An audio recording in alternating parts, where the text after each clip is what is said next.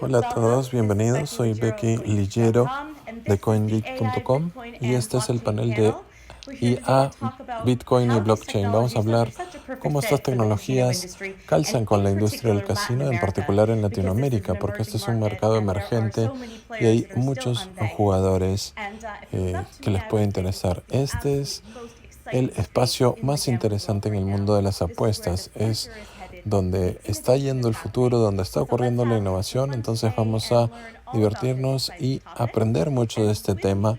Y conmigo tengo 3 panelistas fantásticos, vienen de todas las esquinas del espacio blockchain.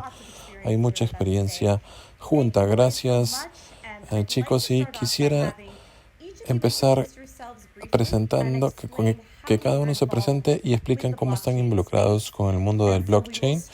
Vamos a empezar con Kurt. Gracias, Becky. Soy Kurt Walker Jr. Soy el jefe de Bitcoin en CoinGeek.com.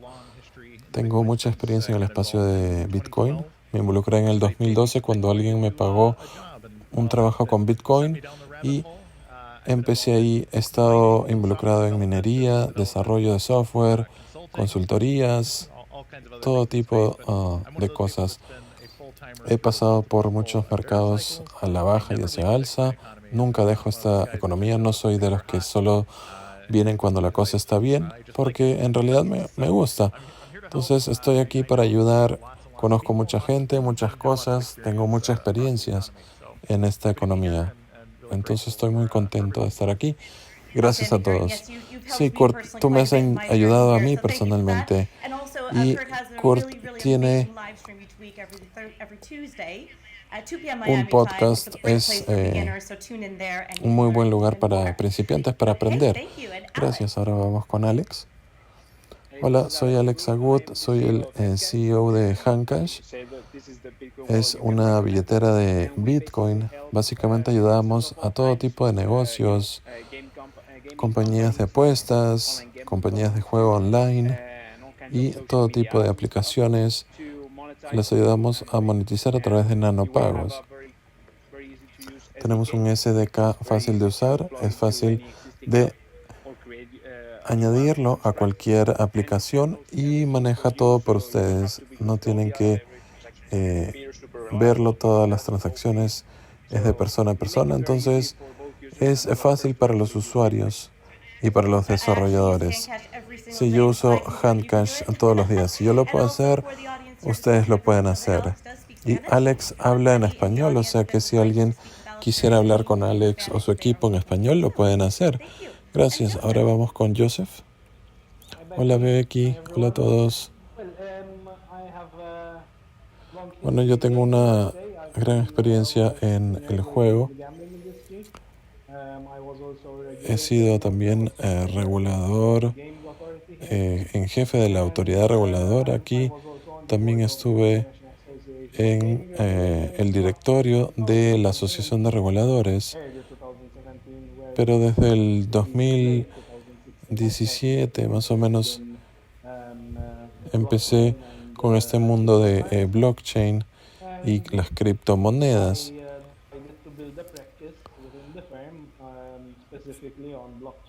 He hecho una firma especializada en criptomonedas y blockchain. Tuve la suerte de empezar con un mercado al alza y aquí hemos convencido al gobierno que saque regulaciones para los intercambios y todas las demás etapas de las criptomonedas, específicamente para operadores de juego. Por un lado, para que acepten las criptomonedas como pago y por otro lado, para que usen tecnología de blockchain. Muy bien. Y es una jurisdicción interesante porque es amigable para la industria de blockchain y la industria del juego. Gracias por estar aquí. Y para empezar, quisiera empezar con un tema bastante general. En la industria del juego hemos hablado de Bitcoin y de blockchain por mucho tiempo. Es un tema que empezó en el 2014, 2015. En todas las conferencias se hablaba de esto. Pero luego lo dejamos un poco de lado. porque no despegaba, pero ahora que estamos en el 2021, todo el mundo está entusiasmado con blockchain y va más allá de la industria del juego. Es un tema bastante en boga, entonces quisiera ver sus perspectivas. ¿Por qué hemos visto este cambio, este resurgimiento del blockchain? Y empezamos contigo, Kurt. Hay muchas promesas incumplidas. Si vemos los últimos 5 años, y en realidad desde el principio, cuando yo me involucré, se suponía que iba a ser el dinero digital para el mundo y todo el mundo se iba a beneficiar de tener una moneda global. Pero no ocurrió eso. En lugar, mucha gente empezó a discutir sobre diferencias técnicas. Era más una discusión de informáticos. La gente normal no lo entendía y la gente de negocios empezó a decir que eran muy poco profesional. En 2017 fue un mercado a la alza. Vimos mucha participación de Ethereum en el juego online. El problema era que eran tokens especializados, solo funcionaban en un espacio pequeño, pero no eran interoperables, a pesar de que Ethereum decía que eso era el objetivo. Y el otro problema es que el Ethereum no escalaba. Una vez que tenías miles de personas tratando de hacer transacciones, estabas pagando en dólares. Y ahora en 2021 hemos visto que se pagan cientos de dólares por transacción. Y eso trae problemas prácticos de uso. Ha habido muchos proyectos de nicho que la gente espera que cambien el mundo, pero luego terminan decepcionando.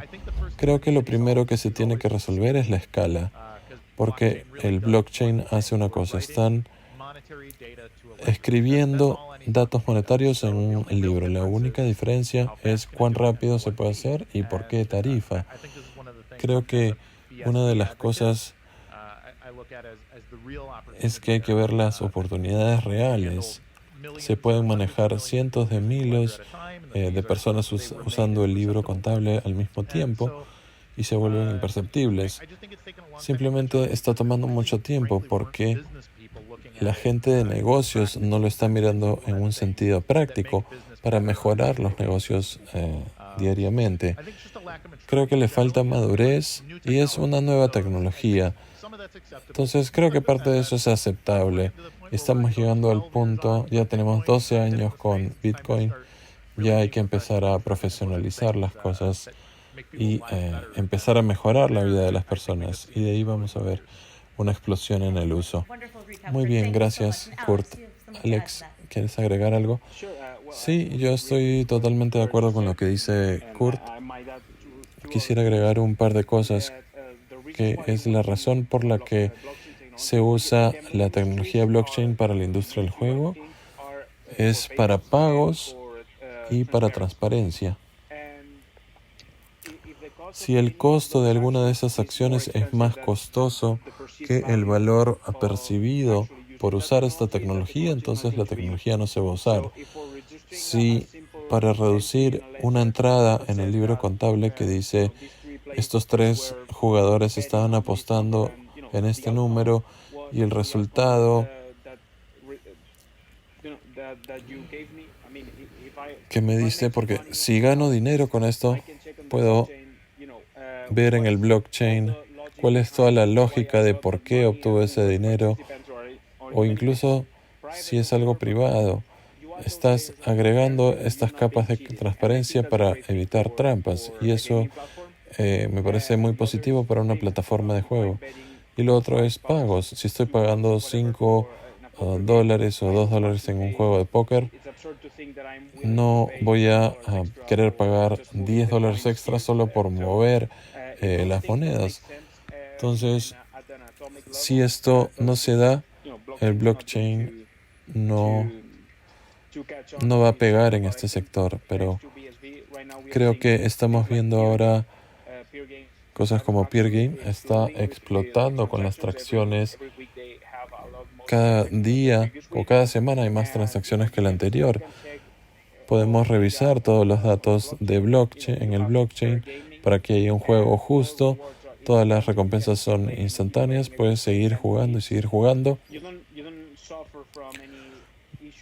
Y no va a haber ningún problema que viene de la red.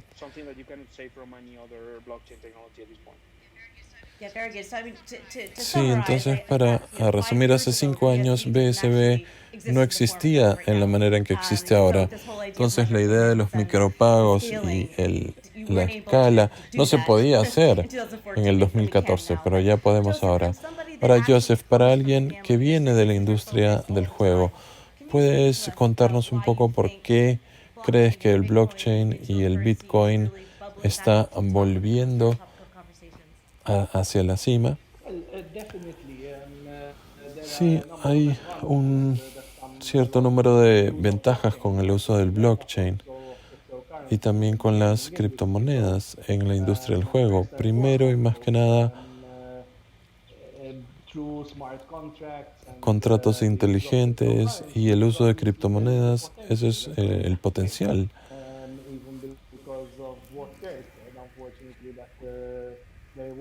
Desafortunadamente,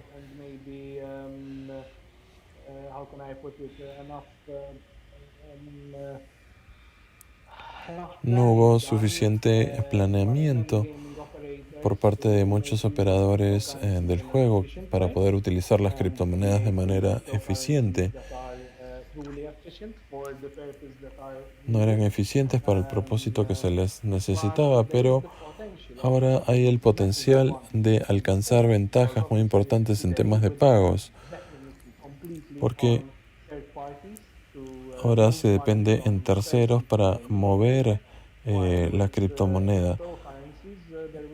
Y acá habría una transferencia directa entre el jugador y el operador. Eso nomás es una gran ventaja.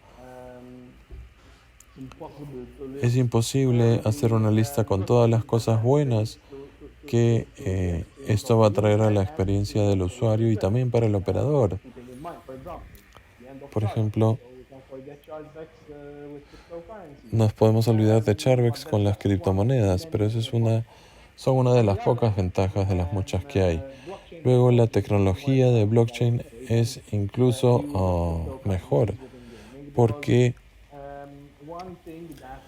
algo que ha estado en la industria del juego, especialmente cuando era regulador, es que muchos operadores y muchos jugadores no confían en los operadores. Entonces, incluso a pesar de que tienen certificados de los mejores laboratorios, tienen licencias de los mejores reguladores en el mundo, es la naturaleza humana. El cliente no confía en el operador.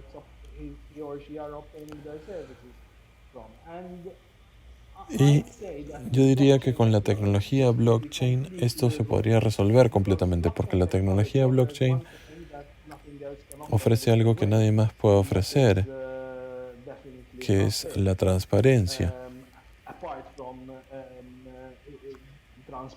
Además de transparencia, en los otros intercambios tienen juegos que van a pagar 95%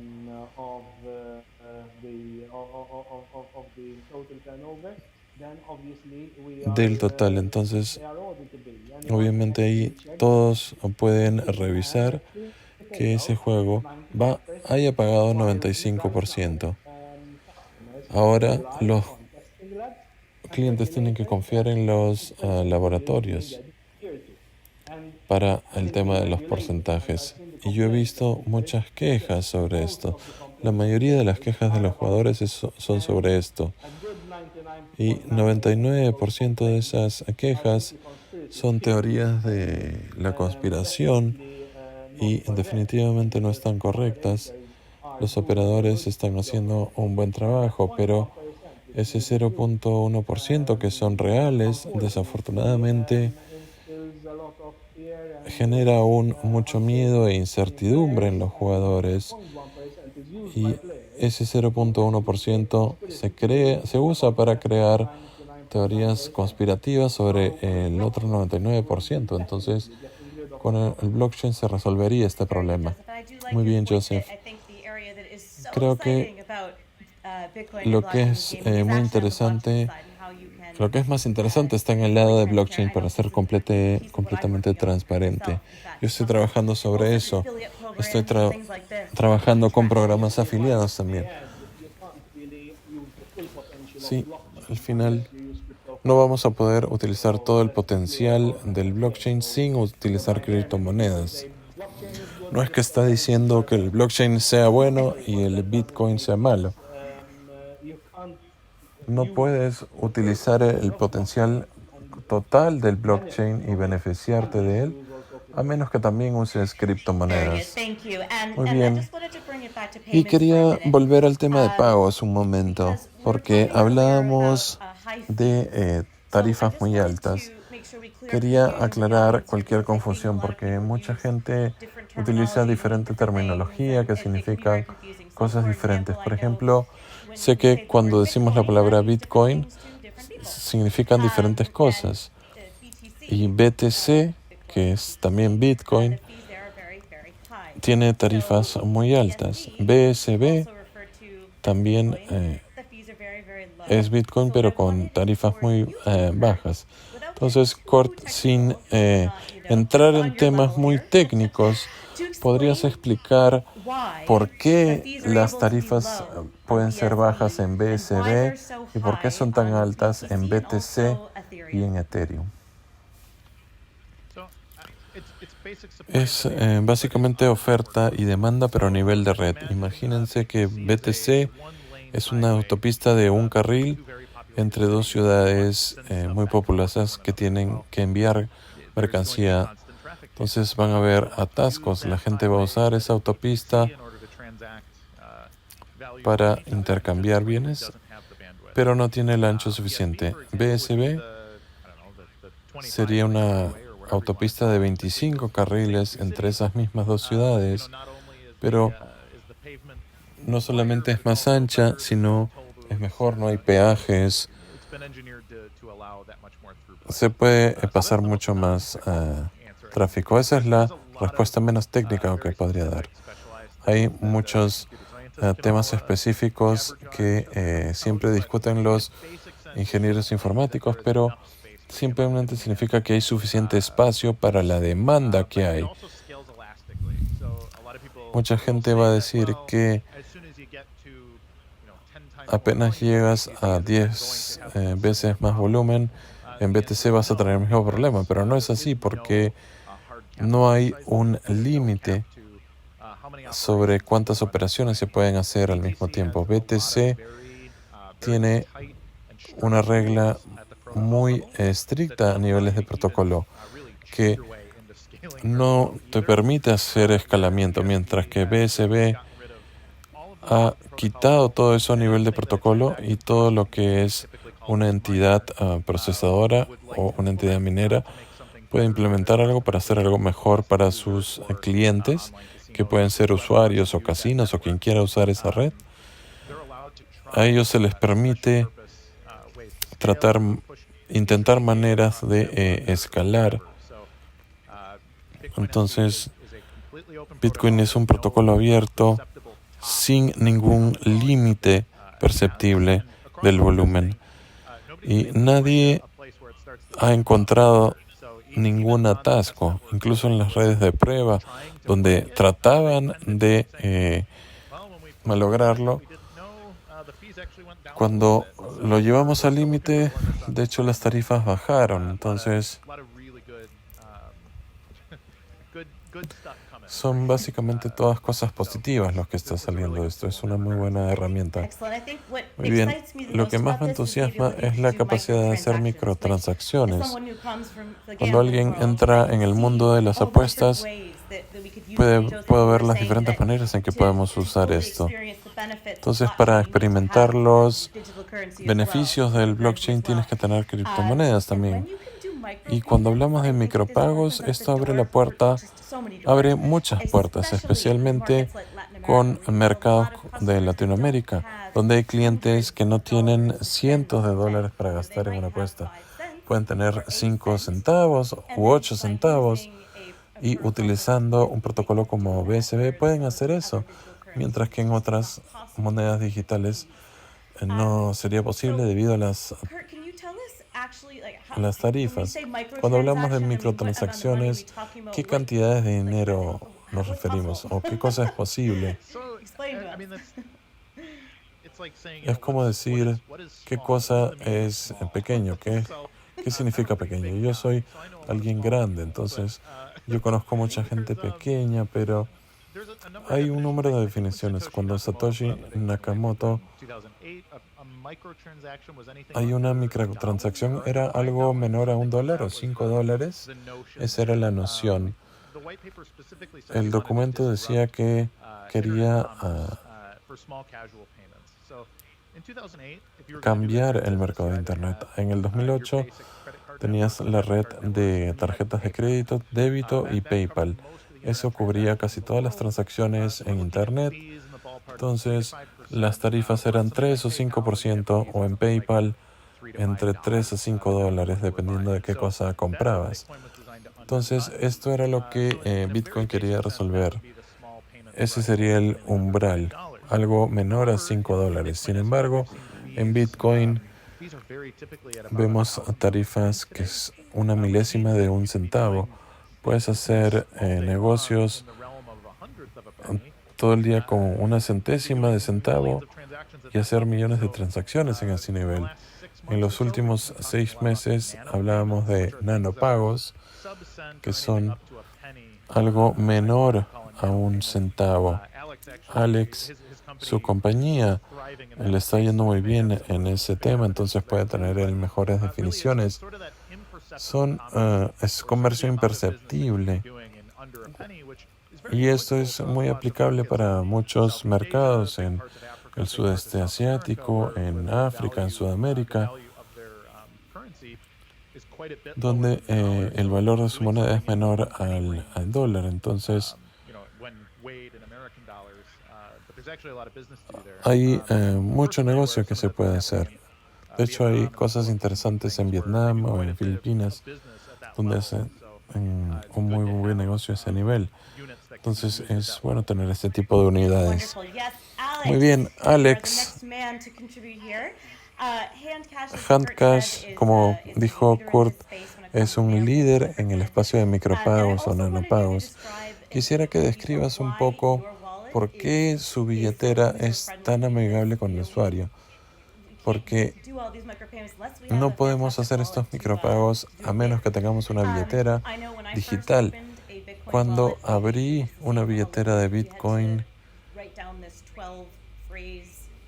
tuve que dividir esta frase en 12 pedazos y tal vez por eso las criptomonedas no han despegado porque era un poco complicado. ¿Puedes explicarnos cómo se pueden hacer las cosas un poco más simples y cualquier cosa que tengas que decir sobre los micropagos? Sí, primero sobre los micropagos y nanopagos. La manera en que los definimos es que nos dimos cuenta que micropagos es una palabra que se usa fuera del Bitcoin y la gente la asocia con pagos entre $1 y $10, porque hay muy pocos pagos que se pueden encontrar por debajo de $10 porque no tendría sentido. Si les sumas las tarifas de Visa o de PayPal, no sería factible. Entonces los nanopagos son cosas que están bajo el umbral de $1. Y queremos repetir que los nanopagos funcionan una y otra vez. Y eso es algo único para BSB, porque es un territorio donde los demás no pueden competir. Entonces, estamos tratando de crear este océano. Estamos liderando la regulación de los nanopagos y la única tecnología que se adapta es BSB.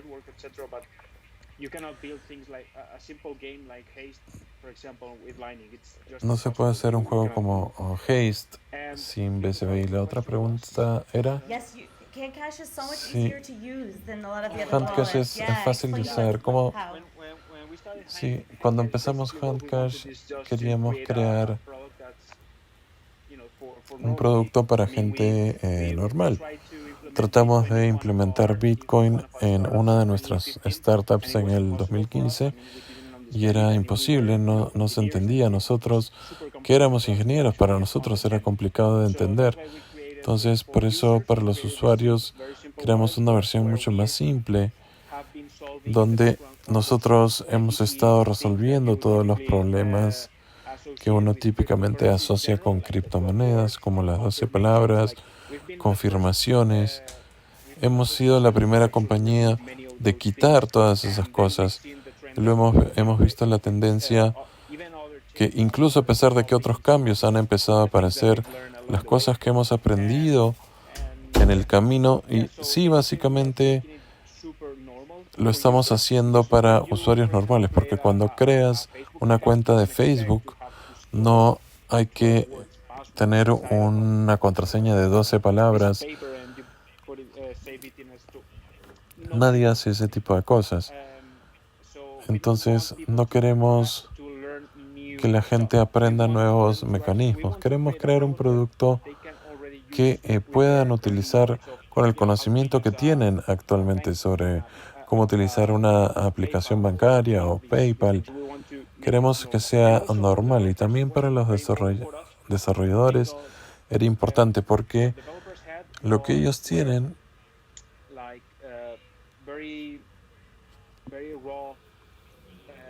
es bibliotecas rudimentarias de Bitcoin sin soporte. Tienes que confiar en que ellos van a actualizar la biblioteca. Hay que entender cómo utilizar el software y cómo hacer tu propia billetera. Ya hemos estado 4 años con Handcash y seguimos encontrando maneras de mejorar la infraestructura y de resolver problemas para el futuro. Entonces, imaginen si tienen que tener un equipo de personas para que construya esto para cada app.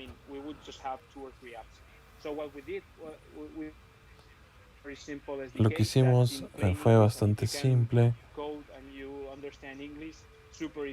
Si entienden inglés y saben codificar, es sencillo. Por ejemplo, simplemente se dice pagarle a Kurt $1 y eso es todo. También era muy importante resolver la usabilidad de ambos lados, del lado del usuario y del desarrollador. Nadie estaba preocupado por los desarrolladores porque pensaban que eran muy inteligentes.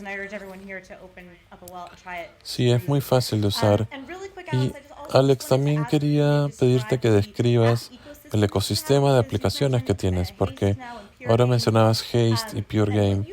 Y lo que has hecho, alguien que tiene una billetera Handcash puede fácilmente empezar a jugar juegos con Peer Game, por ejemplo. No se tiene que inscribir o pasar barreras extra. Entonces, ¿puedes explicar cómo funciona ese sistema?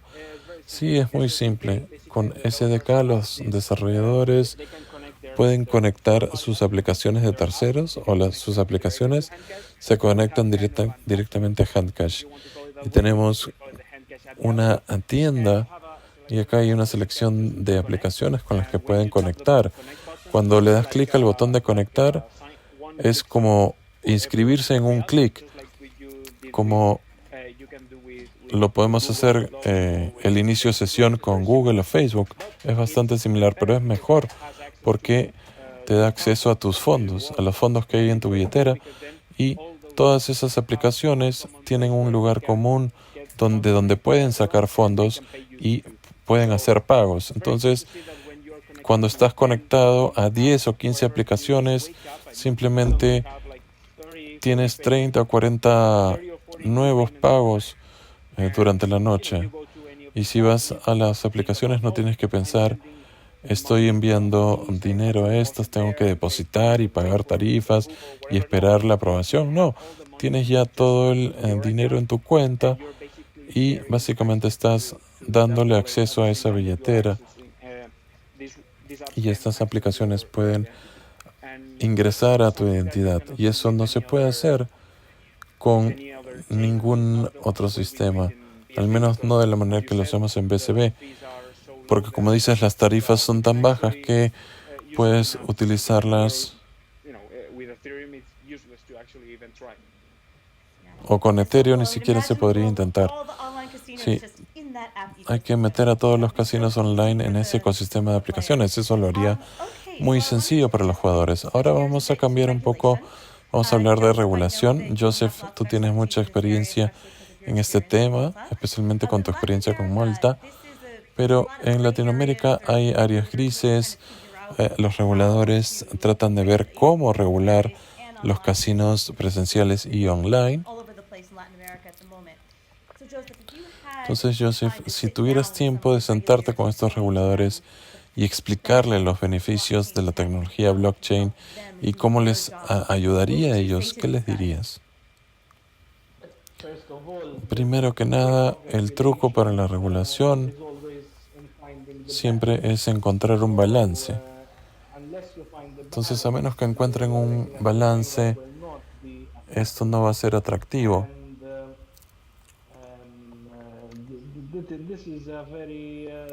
Este es un punto crucial que todos los reguladores tienen que entender. Y desafortunadamente, en muchos casos, no solo se trata de los reguladores. La mayoría de las veces los reguladores entienden esto. El problema es que no tienen voz o voto en la legislación. Por ejemplo, en Volta, toda la legislación sobre el juego tiene que hacerse en consulta con el regulador. Desafortunadamente, ese no es el caso en muchos países. Automáticamente, una vez que tienes un regulador que trata de entender nuevos modelos de negocios y nuevas tecnologías, vamos a tener situaciones donde el regulador puede proponer nuevas ideas al legislador y yo siempre digo que el blockchain puede beneficiar las tres partes de las transacciones del juego. Beneficia al jugador, beneficia al operador, pero también beneficia al regulador. Antes mencionaba la transparencia. Esa es una gran ventaja para el regulador. Si tenemos que implementar el blockchain y las criptomonedas de manera apropiada, podemos tener una situación en donde el regulador o quien sea la autoridad reguladora puede recolectar automáticamente toda esta información. Puede haber una situación donde tenemos un jugador que gana o pierde una apuesta y en ese momento, cuando el cliente recibe las ganancias o el operador recibe el importe por la apuesta, automáticamente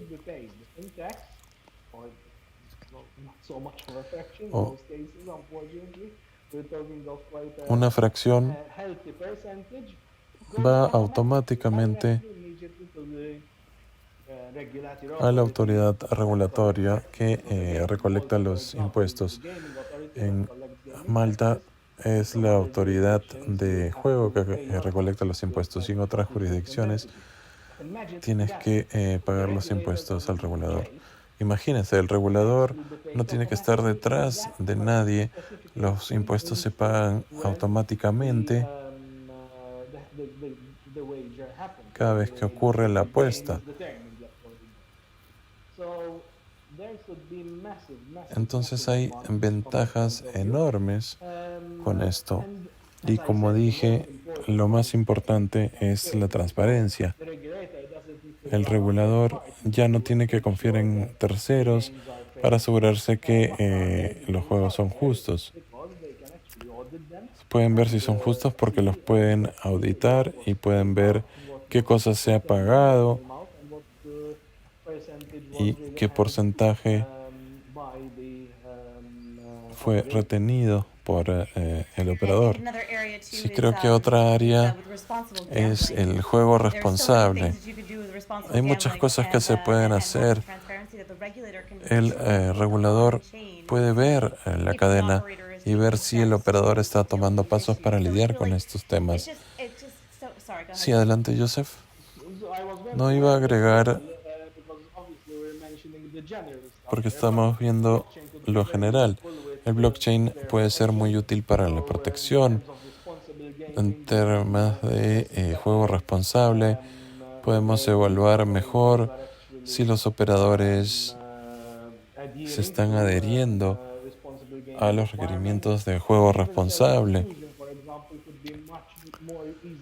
Y esto se puede implementar más fácilmente. Tenemos el blockchain que nos permite ayudarnos, porque esa es la situación. Hay que ajustar el blockchain para que nos ayude a conseguir mejores resultados. Muy bien. Y ahora, Kurt, quería pedirte tu opinión sobre algo. En el live stream mencionabas que si bien las regulaciones son muy importantes, puede ser un freno para la innovación. Si toda la gente que tiene muy buenas ideas y que pueden beneficiarse del Bitcoin y el blockchain, y le decimos esperen, tenemos que hacer todas las reglas y mientras están listas nos va a llegar el 2050. Entonces, ¿nos puedes dar un ejemplo de cómo algunos innovadores han creado algo y que tuvieron éxito con esa idea y que encaja con las regulaciones? No sé si puedes hablar un poco de eso. Sí, de hecho la historia del Internet es exactamente eso. Creo que mucha gente no sabía cómo el Internet iba a cambiar tantos modelos de negocios. Algunos sí supieron, por eso tuvimos el boom o la burbuja del .com, pero hubieron lecciones aprendidas. Si se puede conectar a la gente y quitar fricciones, se crean nuevos modelos de negocios que tal vez no entendíamos o no pudimos predecir antes. Y los reguladores normalmente son bastante lentos. No piensan proactivamente hacia el futuro de la manera en que lo hace un emprendedor, pero ese es su rol y esperan que los empresarios o emprendedores empiecen con estas ideas. Algo que me he dado cuenta en estos 18 años es que los reguladores no son tan atemorizantes como mucha gente espera. Mucha gente dice, hay que tener todo, hacerlo anónimo y crear una salida porque si no todos vamos a terminar en prisión. Entonces tal vez incluso podamos quitar del medio al gobierno con nuestras innovaciones. Tal vez algunos tuvieron que pagar alguna multa, pero los modelos de negocio y a veces los negocios que cometen violaciones, simplemente se les ha permitido proceder con su negocio, simplemente agregando otros métodos. Y hemos visto mucho de esto con algunos de estos esquemas de inversión que se ven como un esquema piramidal, pero dicen, ok, tienen una licencia bancaria de Nueva York o este tipo de cosas. Entonces tal vez no podemos estar en desacuerdo con las decisiones que toman, pero si le llevan valor a sus clientes y los clientes están ganando dinero por mucho tiempo, entonces incluso en Nueva York, que tiene una de las leyes más estrictas con respecto a esto,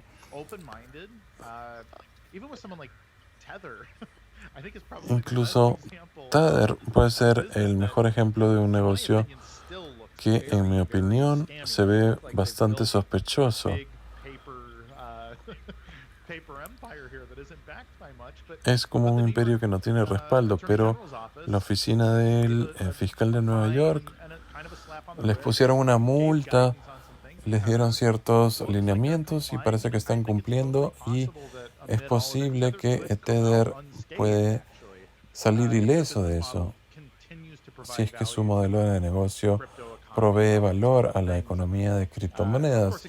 Obvio que también puede salir hacia el otro lado, puede caerle el FBI en cualquier momento, pero lo que hemos visto es que los reguladores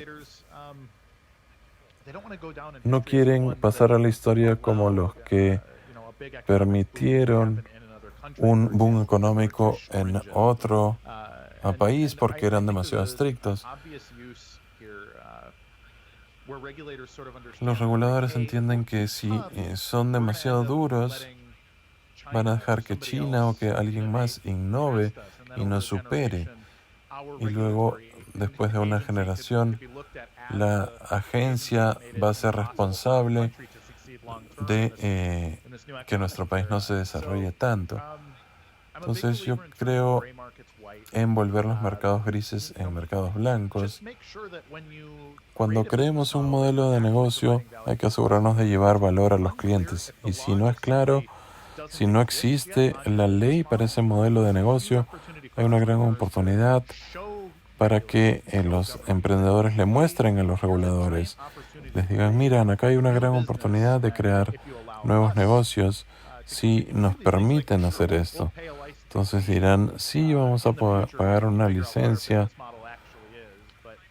cuando se den cuenta de qué hace nuestro negocio. Pero por el momento vamos a ver que los negocios pueden ser mucho más eficientes utilizando nuevas tecnologías.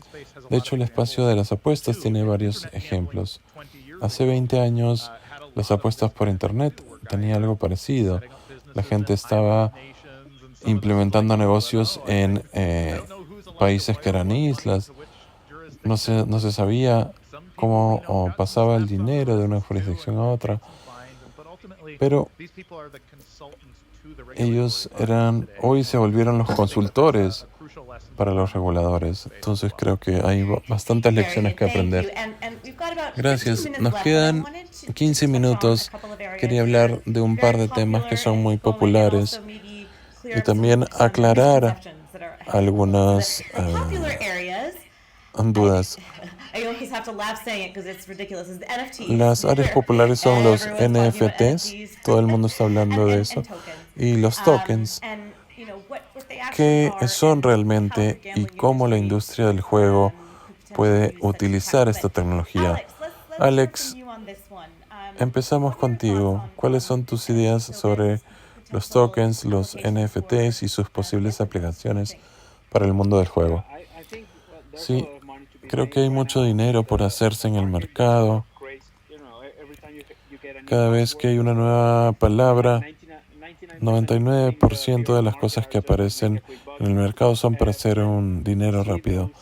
Pero vemos el 1% de ejemplos de las cosas que tienen sentido y que resuelven problemas reales. Y creo que los NFTs es uno de estos casos.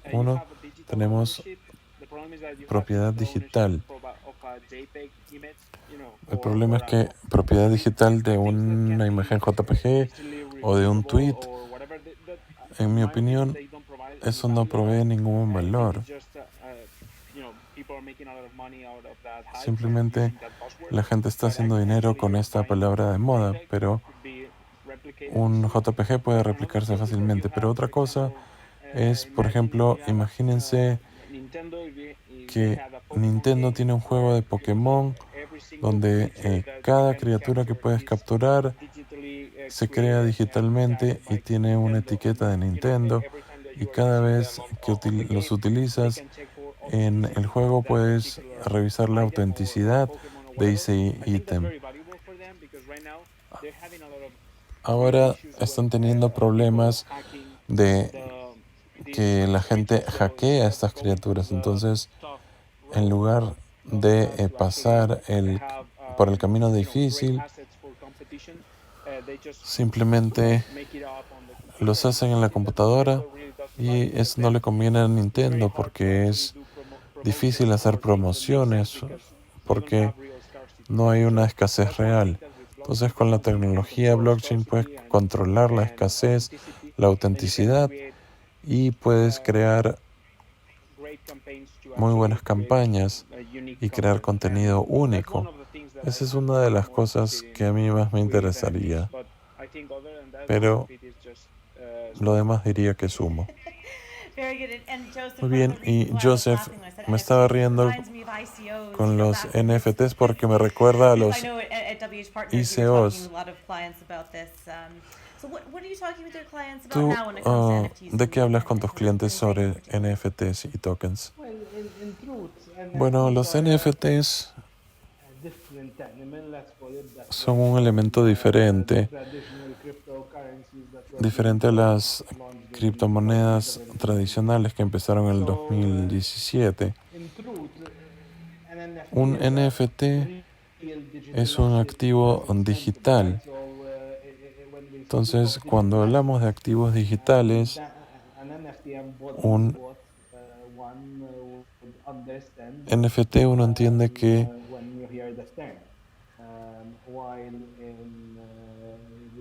con las criptomonedas, la parte de que sea un activo no está siempre clara. En muchos casos es más una moneda que un activo, pero un NFT es un activo digital.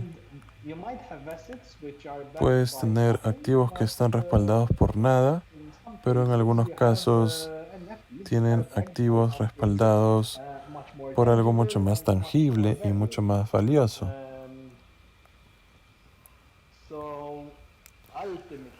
Entonces, al final, creo que no podemos comparar esta moda de NFTs con los ICOs en el 2017.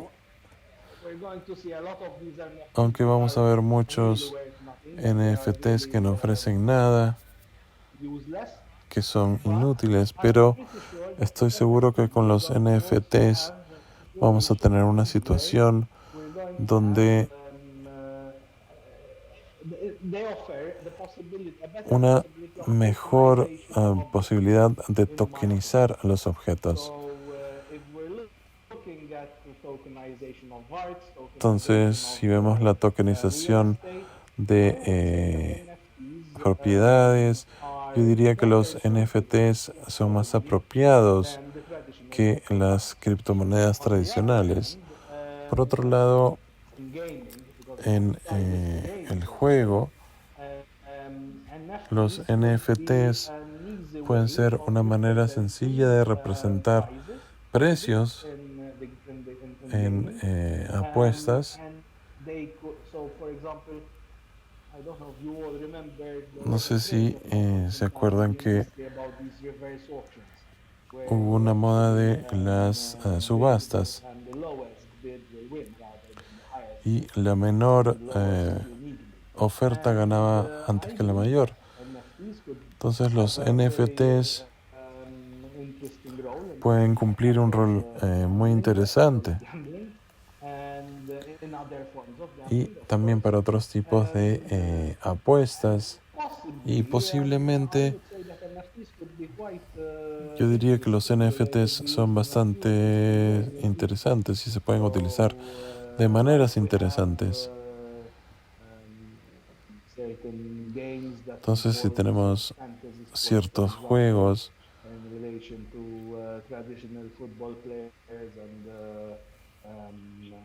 que se diferencian de juegos más tradicionales,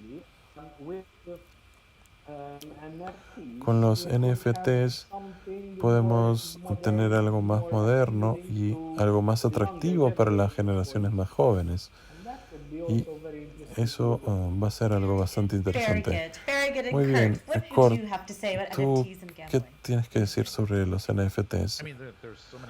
Hay muchas oportunidades. Creo que Joseph tiene razón cuando habla de los precios, que es una razón obvia.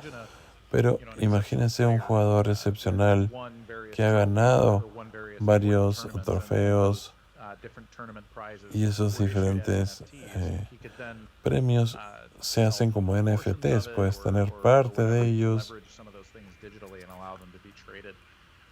Pero yo también me imagino a los jugadores.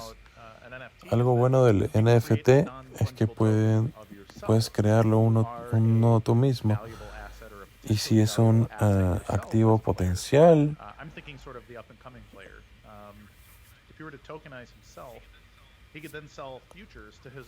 puedes venderte o dejar que la gente especula si es que vas a ser un campeón o no en 5 años. Y hay oportunidades para monetizar ese tipo de carreras, especialmente en deportes electrónicos. Muchos tenemos campeones de Fortnite que tienen 14, 15 años y si no tienen padres que puedan manejar la carrera no tendrían la oportunidad. Entonces ahí los NFTs pueden crear una oportunidad. Puedo decir, soy un jugador del top 100 de este juego, no soy famoso, pero si pagas por mi desempeño, eso me va a permitir viajar a los torneos y en 3 años después ese jugador puede llegar a la cima y los tokens que la gente compró valen mucho más. Entonces creas una oportunidad de inversión y cada persona es tratada como un activo. Y en el negocio de deportes profesionales, esto es lo que han pensado los agentes deportivos por 100 años. Están haciendo scouting en universidades o incluso colegios buscando grandes jugadores, pero ha sido una economía muy cerrada entre esas personas. Y lo que hace es que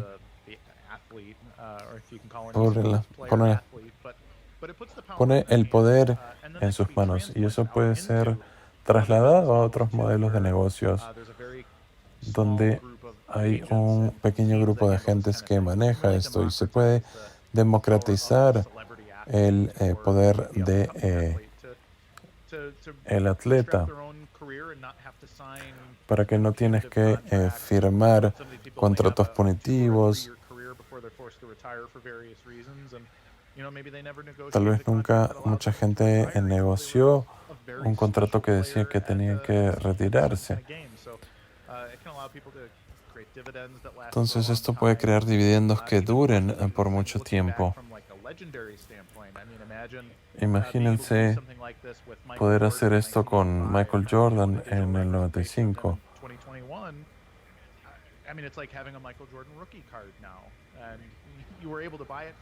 Es como poder comprar la tarjeta de Michael Jordan a $5 en los 80s y ahora vale tanto como una casa. Entonces, de aquí a una década vamos a ver visionarios que han comprado, por decirlo, acciones en estas ideas nuevas y van a poder sacarle mucha ganancia. Entonces hay muchas oportunidades con NFTs que se pueden explorar. Y Alex, te voy a hacer una pregunta. Tenemos 1 minuto y medio. En el panel está el nombre inteligencia artificial, de la cual no hemos hablado, pero mucha gente tiende a juntar inteligencia artificial con blockchain. Rápidamente, ¿crees que estos son dos temas separados o deberían agruparse en este tipo de paneles? Creo que son dos temas diferentes, pero creo que uno puede mejorar al otro en maneras en que no hemos visto antes. Inteligencia artificial tiene muchos datos. Si eres una startup, no puedes ir y decir, véndeme $20,000 de datos. No se puede hacer eso. Tienes que hacer tu propio vehículo, hacer varios kilómetros para obtener data valiosa. Entonces, imagínate que BMW o Fiat pueden monetizar sus automóviles de otra manera.